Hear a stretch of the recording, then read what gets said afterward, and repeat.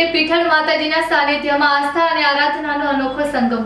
સનાતન હિન્દુ ધર્મમાં વિશેષ મહત્વ ધરાવતા પવિત્ર અધિક માસ દરમિયાન ભક્તિ, જપ, તપ, દાન અને સત્સંગના કાર્યોનું અનેરું મહાત્મ્ય દર્શાવવામાં આવ્યું છે। આ પાવન અધિક માસની સુદ પૂનમના અવસરે અંજારના લોલાડિયા પીઠળિયા પરિવાર દ્વારા શ્રી પીઠળ માતાજીના મંદિરે ધાર્મિક કાર્યક્રમોનું આયોજન કરવામાં આવ્યું હતું। કુટુંબના જીતેશભાઈ પીઠળિયાના જણાવ્યા મુજબ પ્રસંગોપાત માતાજીને ફૂલો અને આભૂષણોથી શણગાર કરવામાં આવ્યો હતો। સત્સંગ કાર્યક્રમના અંતર્ગત સાંજે કુટુંબની માતાઓ અને બહેનો દ્વારા પરંપરાગત રીતે પ્રાચીન સંસ્કૃતિની સાથે માતાજીની સ્તુતિ અને જયઘોષ વચ્ચે યોજાયેલા ગરબામાં બહેનોએ ભક્તિભાવપૂર્વક ભાગ લીધો હતો। સમગ્ર મંદિર પરિસર ભક્તિમય વાતાવરણથી ગુંજી ઉઠ્યું હતું।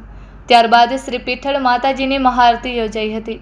આરતીમાં ભાઈઓ, બહેનો, વડીલો તેમજ બાળકોએ મોટી સંખ્યામાં ઉપસ્થિત રહી માતાજીના ચરણોમાં શ્રદ્ધા અર્પણ કરી હતી। આરતી દરમિયાન મંદિર પરિસરમાં ધર્મ અને સંસ્કૃતિનો અલૌકિક માહોલ સર્જાયો હતો। ભક્તોએ માતાજીના દર્શન તથા આરતીનો લાભ લઈ આશીર્વાદ પ્રાપ્ત કર્યા હતા।